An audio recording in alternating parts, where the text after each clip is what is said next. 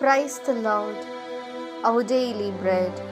Psalms chapter 105, verse 1. Give thanks to Lord, call on his name, make his doings known among the peoples. O Almighty God, thank you for giving this wonderful verse. May your presence showers on us. O Lord, when you left the earth, you told your disciples to go into all the world and preach the good news to all creations. Therefore, our main mission as Christians is to preach the gospel and to realize that whatever we ask in your name, it will be done for us and come to live as a people who thank you forever. We ask this in the name of Jesus Christ. Amen. அன்றாட உணவு. திரு பாடல்கள் அதிகாரம் 105 இறை வார்த்தை 1. ஆண்டவருக்கு நன்றி செலுத்துங்கள், அவர் தம் பெயரை சொல்லி வழிபடுங்கள், அவர் தம் செயல்களை மக்களினங்கள் அறியச் செய்யுங்கள்.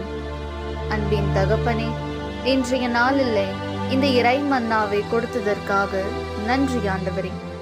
இறைவா, நீர் மண்ணுலகை விட்டு செல்லும் போது உமது சீடர்களிடம் உலகெங்கும் சென்று படைப்பிற்கெல்லாம் நற்செய்தியை பறைசாற்றுங்கள் என்று சொன்னீர். எனவே கிறிஸ்தவர்களாகிய எங்கள் தலையாய பணி நற்செய்தியை அறிவிக்க வேண்டும் என்பதே. அத்தோடு கூட உமது பெயரால் எதை கேட்டாலும் அது எங்களுக்கு நிறைவேறும் என்பதை உணர்ந்து உமக்கு எந்நாளும் நன்றி செலுத்தும் மக்களாக வாழ வரமருளும். ஆமீன். അന്നുള്ള ഭോജനം. സങ്കീർത്തനങ്ങൾ 105 അധ്യായം 1 വാക്യം.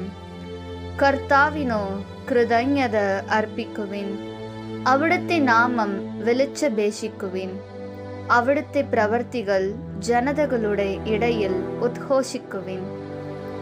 ദൈവമേ, ഞങ്ങളുടെ ജീവിതത്തിൽ അങ്ങ് ഒരുപാട് നന്മകൾ ചെയ്തുവല്ലോ. അങ്ങയുടെ നന്മകൾക്കായി ഞങ്ങൾ നന്ദി അർപ്പിക്കുന്നു. ഞങ്ങളുടെ ഓരോ പ്രവർത്തികളിലും അങ്ങയുടെ നാമത്തെ മഹത്വപ്പെടുത്തിക്കൊണ്ട് അങ്ങയുടെ പ്രവർത്തികളെ മറ്റുള്ളവർക്ക് അറിയിക്കുവാനും ആവശ്യമായ ജ്ഞാനവും കൃപയും നൽകണമേ. ആമീൻ.